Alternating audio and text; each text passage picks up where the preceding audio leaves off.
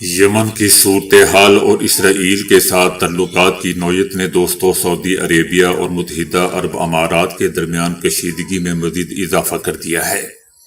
سعودی عربیہ اور متحدہ عرب امارات کے درمیان تناؤ میں مسلسل اضافہ ہو رہا ہے۔ اس کشیدگی کی بنیادی وجوہات میں یمن، اسرائیل کے ساتھ تعلقات اور خطے میں اثر و رسوخ کے دائرہ کار پر جاری علاقائی کشمکش شامل ہے۔ بتایا جا رہا ہے کہ سعودی عربیہ اور متحدہ عرب امارات کے درمیان بڑھتی ہوئی کشیدگی مشرق وسطی میں امریکہ کے منصوبوں کے لیے ایک سنجیدہ چیلنج بن چکی ہے، کیونکہ باہمی ہم آہنگی کی بجائے یہ اختلافات علاقائی تقسیم اور عدم و استحکام کو جنم دے رہے ہیں۔ یہ بھی بتایا جا رہا ہے کہ متحدہ عرب امارات کے اسرائیل کے ساتھ تعلقات اس اختلاف اور تناؤ کے اہم ستونوں میں سے ایک ہے، اور امکان ظاہر کیا جا رہا ہے کہ یہی عامل آئندہ مزید علاقائی کشیدگی کا سبب بن جائے گا۔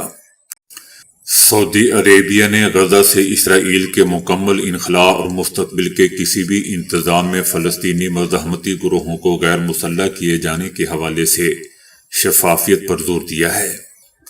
سعودی عرب کا کہنا ہے کہ غزہ کی تعمیر نو کی خاطر مالی وسائل کی منتقلی کے لیے اس بات کی ضرورت ہے کہ سب سے پہلے تنازع کے حقیقی خاتمے کا واضح ویژن موجود ہو۔ سعودی عرب نے دوستوں اعلان کیا ہے کہ سعودی عربیہ امریکی صدر ٹرمپ کی سربراہی میں بننے والی غزہ امن کونسل کی حمایت کرتا ہے۔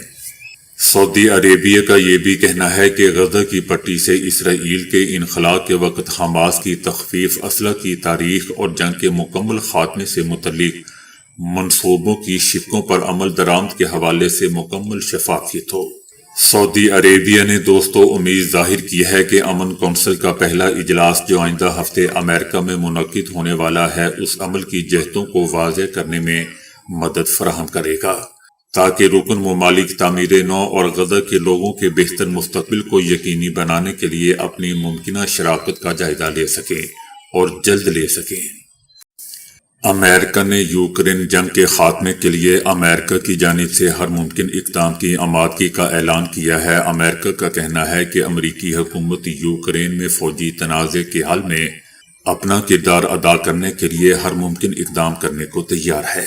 امریکہ کا کہنا ہے کہ تمام مشکلات کے باوجود امریکہ یوکرین بحران کے پرامن حل کی تلاش جاری رکھے ہوئے ہے۔